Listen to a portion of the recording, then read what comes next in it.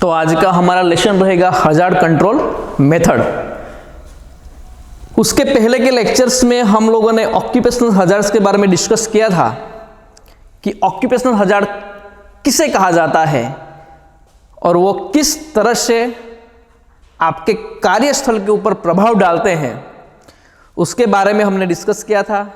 Like that भौतिक खतरे, physical hazards, उसके बाद मानवीय क्षति के कारण, हमारी निग्लिजेंसिस के कारण होने वाले दुर्घटना खतरे, जिसे हम एर्गोनॉमिक्स हजार्ड्स के नाम से जानते हैं।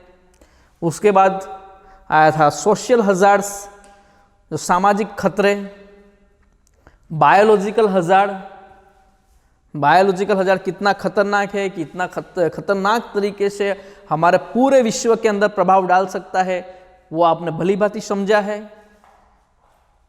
उसके बाद मनोवैज्ञानिक हजार्ड, जो मानसिकता के ऊपर डिपेंड करता है। आपको मान लो कि आपके काम कार्य करने के स्थल के ऊपर आपको वर्कलोड ज़्यादा है, आपको बहुत ज़्यादा स्ट्रेस है काम का, आपके कार्यस्थल के ऊपर आपके जितने भी कलीग्स है उसके अंदर कोई पार्शियलिटी जनरेट होती है मैनेजमेंट के जरिए, तो वहाँ पे भी एक हजार्ड क्रिएट होता है कि जो आपके मैन्युफैक्चरिंग के ऊपर, आपके प्रोडक्ट के ऊपर, प्रोडक्शन के ऊपर वो इफेक्ट डालता है। क्योंकि व्यवसाय क्यों बना करते हैं हम? इन शॉर्ट, व्यवसाय, कोई भी बंदा जो व्यवसाय चालू करता है वो कुछ कमाने के लिए, कुछ अर्निंग करने के लिए, और उसके ऊपर सारे का सारा दारोमदार वर्कर्स के ऊपर होता है। जो वर्कर्स काम नहीं करेगा तो डेफिनेटली उसका प्रोडक्शन पे असर होने वाला है, और वो वर्कर्स के ऊपर उसका प्रभाव होगा तो प्रोडक्शन नहीं होगा। प्रोडक्शन नहीं होगा तो उसको जो आमदनी चाहिए, जो उसको अर्निंग चाहिए, वो अच्छी तरह से ले नहीं पाएगा, तो उसका प्रभाव कहाँ पे पड़ेगा? उसके फैमिली के ऊपर पड़ेगा।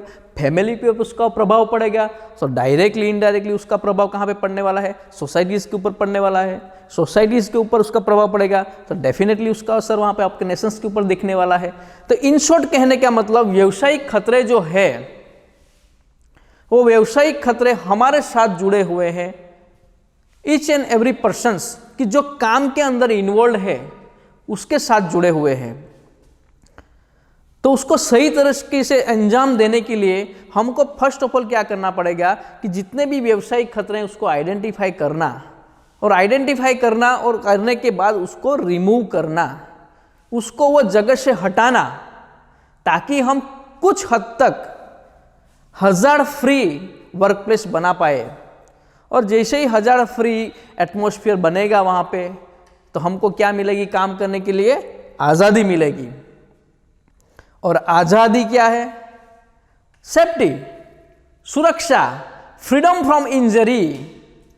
यानी कि हमने व्यावसायिक खतरे जज किए, आइडेंटिफाई किए, और उसको हमने हटा देते हैं, तो काम करने के लिए हमको एक आज़ादी मिलेगी। और आज़ादी इस तरह से मिलेगी कि वो हमको इंजर नहीं कर पाएगी, आपकी प्रॉपर्टी को नुकसान ना हो, आप मरने के जोखिम, आपको कुछ जान हानि के जोखिम ना हो, या गॉड से मिला हुआ गिफ्ट एनवायरनमेंट का है वो भी प्रोटेक्टेड हो। इसीलिए हजार्ड्स को कंट्रोल करना अति आवश्यक है। तो यहाँ पे आज जो हम पढ़ने वाले हैं हजार्ड कंट्रोल मेथड, उसके कुछ नैतिक फर्ज हमारे भी होती है। यहाँ पे जो पढ़ने वाले हैं हम बाय हायरार्ची लॉ, उसके हिसाब से हजार्ड कंट्रोल मेथड क्या है उसके ऊपर हम स्टडी करेंगे। उसके पहले हमारा नैतिक फर्ज क्या है उसको हम पहले अंडरस्टैंड कर लेते हैं। 2-3 लेक्चर्स के पहले हमने इंडस्ट्रियल सेफ्टी में कुछ डेफिनेशंस के ऊपर हमने स्टडी किया था, like that near miss, incident, accident, emergency, then disaster. कि एक छोटा सा नियर मिस डिजास्टर में कन्वर्ट हो सकता है, जो आपने नियर मिस के ऊपर रिपोर्टिंग नहीं किया तो reporting is the most important factor to control hazard, control risk.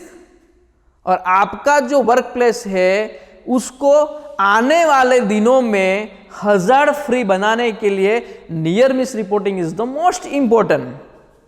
तो आपका नैतिक फर्ज क्या हो रहता है, हजार्ड्स को कंट्रोल करने के लिए? मान लो कि आपके वर्क प्लेस के ऊपर आपको क्षति ना पहुंचाने वाली ऐसी कोई अनघटित घटना घटती है, तो रिस्पेक्टिव पर्सन्स को उसके बारे में इंफॉर्मेशन देना चाहिए, ताकि आने वाले दिनों के अंदर वैसी घटना दोबारा वर्क प्लेस के ऊपर ना घटे।